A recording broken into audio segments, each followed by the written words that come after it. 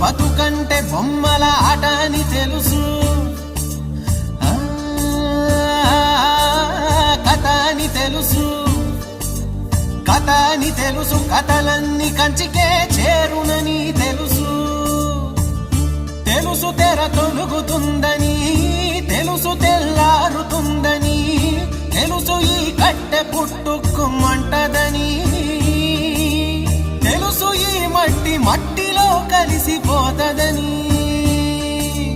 ఇన్ని తెలిసి ఇరకాటంలో పడిపోతావు ఎందుకని? మాయ